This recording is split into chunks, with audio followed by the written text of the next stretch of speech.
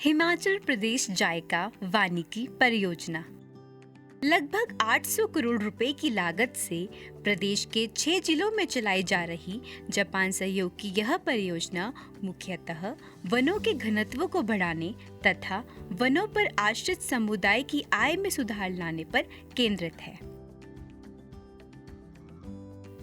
इस परियोजना के संचालन के लिए गांव के हर व्यक्ति के दृष्टिकोण को समान महत्व देते हुए गांव में उपलब्ध संसाधनों का सहभागी ग्रामीण मूल्यांकन किया जाता है, जिसे PRA यानी कि ग्रामीण सहभागिता समीक्षा कहते हैं।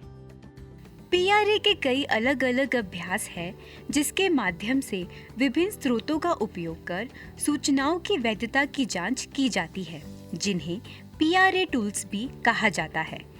इसका संचालन करने के लिए फैसिलिटेटर जैसे कि FTO coordinator, deputy ranger, forest guard, गांव के मुखिया आदि घरेलू समुदाय और समूह के साथ काम करते हैं।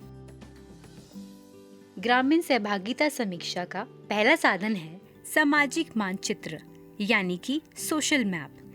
यह उस क्षेत्र का मानचित्र होता है जहां लोग निवास करते हैं और इसमें छोटे कार्ड, रंगीन पेपर, पेन, पेंसिल, सलेटी आदि के प्रयोग द्वारा चित्र बनाए जाते हैं, जिसका उद्देश्य गांव में विभिन्न जाति, आर्थिक या अलग अलग निवास स्थान के पैटर्न को जानना होता है। PRA का दूसरा साधन है संसाधन मानचित्र यानी कि रिसोर्स मैप। संसाधन मानचित्र में गांव के प्राकृतिक संसाधनों जैसे जमीन, जल, जंगल आदि की जानकारी प्राप्त की जाती है, जिसमें मिट्टी की बनावट, खेती-बाड़ी के तरीके एवं उपज बिक्री की समस्याओं के बारे में जानकारी दी जाती है। PRA का तीसरा साधन है ट्रांजिट वॉक यानी कि परिभ्रमण मानचित्र।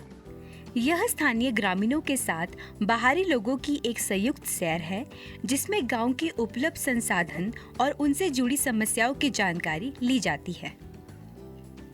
PRA यानी कि ग्रामीण सहभागिता समीक्षा का चौथा साधन है आय मूल्यांकन यानी कि वेल्थ रैंकिंग।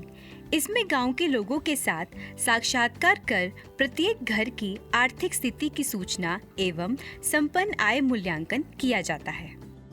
ग्रामीण सहभागिता समीक्षा का पांचवा साधन है मौसमी और फसल मानचित्र यानी कि सीजनल एंड क्रॉप कैलेंडर।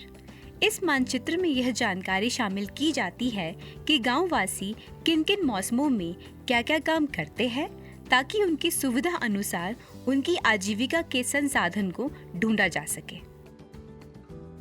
ग्रामीणों द्वारा PRA यानी कि ग्रामीण सहभागिता समीक्षा के माध्यम से एकत्रित सभी जानकारियों का संकलन कर गांव के विकास परियोजना के लिए एक सूक्ष्म योजना तैयार की जाती है, जिसे माइक्रो प्लान कहते हैं। यह माइक्रो प्लान ग्राम विकास समिति की आम सभा में सर्वसम्मति से पारित किया जाता है और यह उस वार्ड से संबंधित सभी प्रस्तावित गतिविधियों का संकलन होता है। इस माइक्रो प्लान की प्रतिलिपि अन्य विभागों के साथ भी साझा की जाती है, ताकि अन्य विभाग भी अपने विभागों से संबंधित मदों में इस माइक्रो प्लान में वर्णित गतिविधियों के लिए प्रावधान कर सके। जायका वानिकी परियोजना की गतिविधियों के लिए पैसे ग्राम वन विकास समितियों के खाते में डाले जाते हैं, जिसका कार्यान्वयन लोगों द्वारा स्वयं किया जाता है।